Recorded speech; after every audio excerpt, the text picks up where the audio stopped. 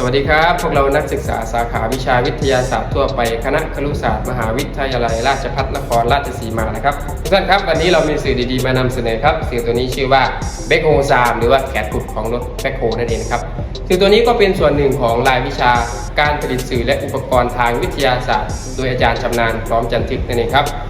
ค่ะสำหรับวัตถุประสงค์นะคะก็เพื่อให้นักเรียนเข้าใจหลักการทำงานเบื้องต้นของมือขุดรถแบ็คโฮค่ะวัสดุอุปกรณ์นะคะ 1. มือขุด 2. แผ่นอะคริลิก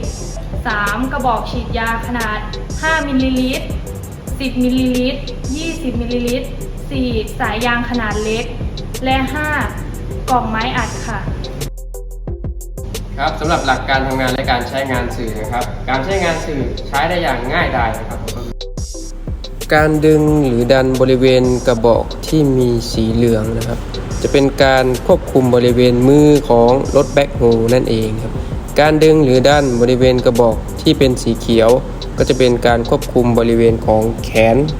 ส่วนกลางของรถแบ็คโฮเราดังนี้เลยนะครับ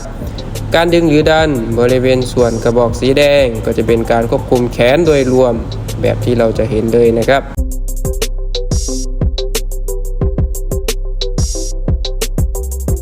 กระบอกของเข็มฉีดยาก็เปรียบเสมือนไฮดรอลิก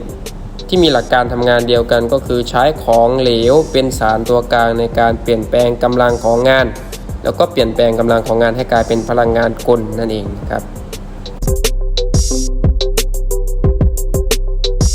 ค่ะสำหรับผู้จัดทำนะคะหวังเป็นอย่างยิ่งว่าสื่อการสอนมือขุดรถแบ็คโฮนะคะจะเป็นประโยชน์ในด้านการจัดการเรียนการสอนทั้งกับผู้เรียนและผู้สอนค่ะและนี่ก็เป็นสาระดีๆที่เรานำมาเสนอให้ทุกคนในวันนี้นะครับสวัสดีครับ